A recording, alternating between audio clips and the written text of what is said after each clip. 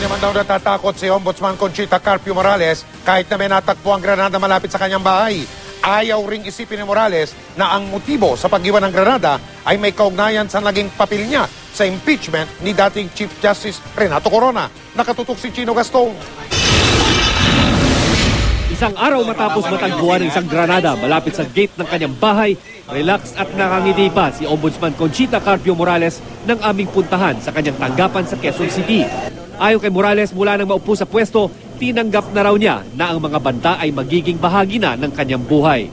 Maging ang kanyang pamilya, kalmado at hindi rin daw gaanong naapektuhan sa insidente. I'm a fatalist. If it's your time, it's your time. So I know I'm in the embrace of God because I know that I have not done anything wrong. I'm not trying to malign people just because they are not your allies. Ayaw ding iugnay ni Morales ang insidente sa impeachment trial ng napatalsik na si Chief Justice Renato Corona. Masyado raw kasing maraming posibilidad para tukuyin ang iisang motibo. Kahit ang sulat na kasama ng granada, wala rin daw kahulugan para kay Morales. Pagkaman ang initials na CCM ay maaari raw tumutukoy sa kanya. Ang testimonya ni Morales ang itinuturong rason ng ilang senator judges kaya nakumbinsi silang hatulan ng guilty ang dating punong mahistrado.